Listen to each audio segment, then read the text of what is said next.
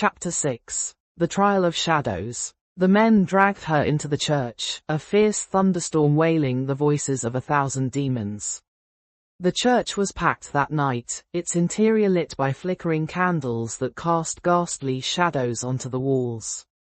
Thunder rumbled outside, shaking the stained glass windows. Everyone was there, not to pray but to judge. Rain hammered the church roof. The ever-present collection of pans, bowls, and pails scattered the floor like alms bowls, caught rainwater instead of coins. The crucifix above the altar shimmered wet in the flickering candlelight.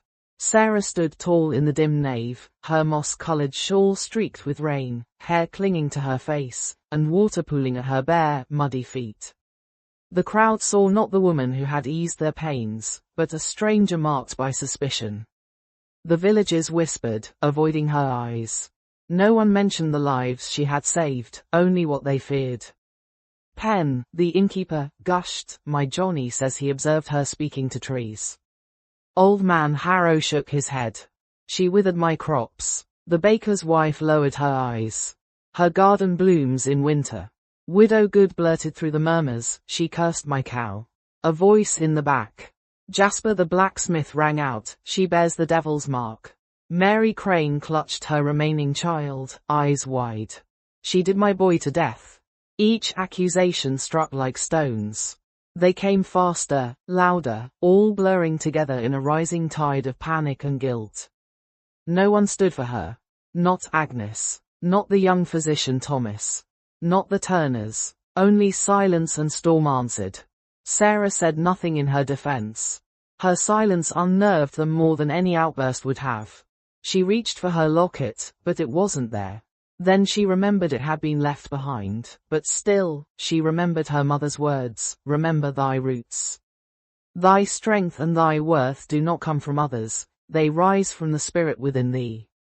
Father Clement gripped the edge of the pew, sweat beading on his brow. His eyes darted to Dr. Finch, then to Sarah. His mouth opened, then closed again. Finally, Dr. Thomas found courage and spoke up in her defense.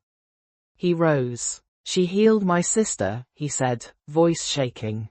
"Sarah Holloway saved her when no one else could." His sister sat by his side, nodding in affirmation. The crowd fell silent. Finch's eyes narrowed. "And what did she ask in return?" Dr. Thomas went on. "Nothing." The butcher glared at Dr. Thomas. "Thou defend a witch?" "I defend a healer," he shot back, then hesitated as the villagers turned toward him. The fear hit like a wave.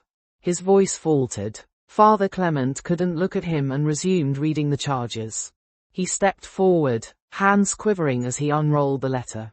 His voice cracked. "Sarah Holloway, thou art charged with witchcraft, consorting with dark forces. For this, thou wilt be. Thank you for listening to the first 6 chapters of Roots Remembered, and thank you so much for joining me on this journey. I've loved sharing this story with you, it's one that's very close to my heart.